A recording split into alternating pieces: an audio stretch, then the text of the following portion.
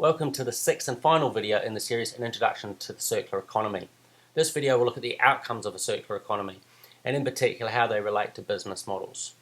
So from resource efficiency at the system level, the restoration of biosphere, increased employment, accelerated research and development, and the product quality increase, as well as combining that with material flow purity. A stronger relationship between the business and the customer, and finally we'll look at the shared value creation driven by keeping resources in the economy longer.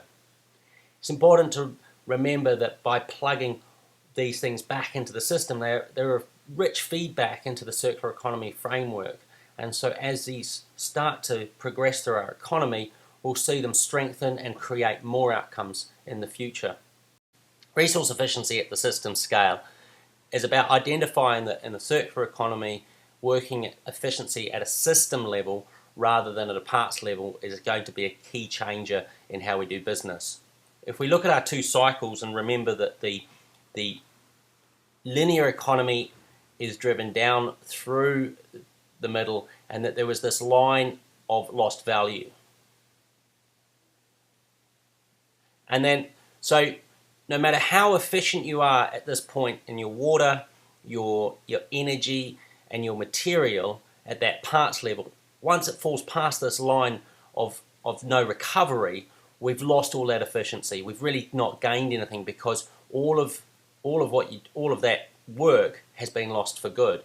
Whereas if we look at the systems analogy of this, if we look at the systems view, by plugging the material back into this system here, the efficiencies at this end, and then the greater efficiency is gained by rotating those resources through the economy effectively. So a lot to be gained from that part of the thinking behind the circular economy. The restoration of soil health, hydro cycle, and carbon cycle is about closing the loop in biomaterial. And by that I mean what we're doing there is as we push more of that biological material back into the cycle, it helps soil health improve, which in turn helps the hydro cycle and also helps the carbon cycle due to the storage of carbon in biological material. Increased local employment due to the value of keeping materials local. I've discussed that before in terms of the technical diagram.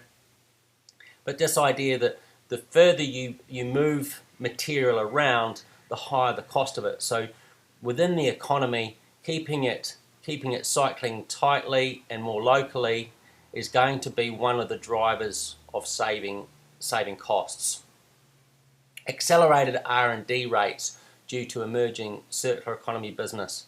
Here I've been quite deliberate not to use innovation. I think that we've got to remember that innovation, there's been a great deal of innovation in the linear economy, but it hasn't necessarily been well guided.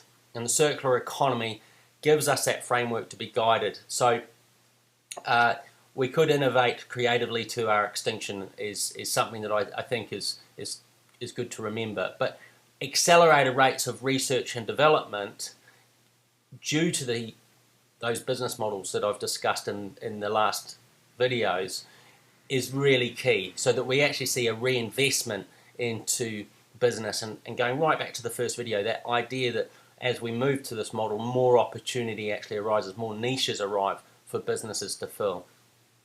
Increased product quality through improved material design, information, and restorative economics. This I've also covered, and I think it's really a fantastic outcome, especially for designers who for a long time have been in the linear economy really forced to do more with less. And for the first time, the circular economy actually allows us to do what we need to do, so make an effective model and not be driven by material efficiency or poor quality materials to drive the last dollar out of the product. And I think also that what's obviously part of this story is the purifying purifying of flows, material flows, because as discussed in previous videos, as we purify flows, we actually see the value of those materials going up. Something that's more pure is worth more. Another outcome is a stronger relationship between business and customer. There's a couple of reasons for this. One is going back to this idea that it's local. So we see that there's a local relationship, maybe a global company, but it will have an interest in the local relationship with its customers, but also the performance over product model. Something discussed with using Turn 2 as an example, that idea that we sell the performance of, say, the mobile phone over the product.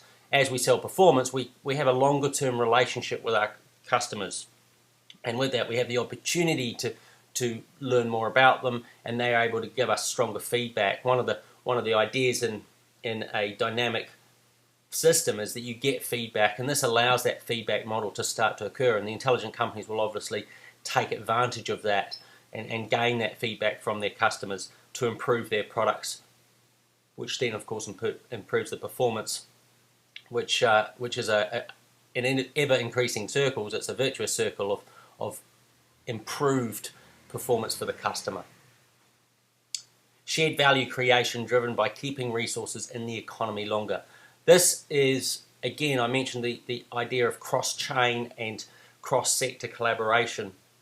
As we look at what's required in the infrastructure of reverse logistics and the building of agencies to facilitate the circular economy, and also how we manage material across all of those sectors and areas, and also ensure quality, we'll see big drivers for collaboration across large companies, big frame collaboration occurring.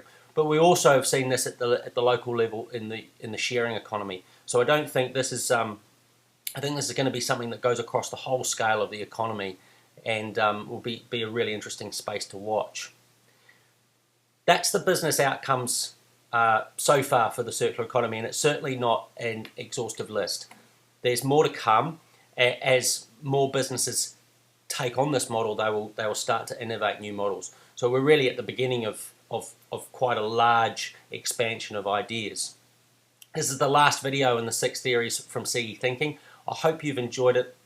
Please go to the website, blog, email us. Feel free to give us feedback, and we look forward to producing more material in the future. Thank you.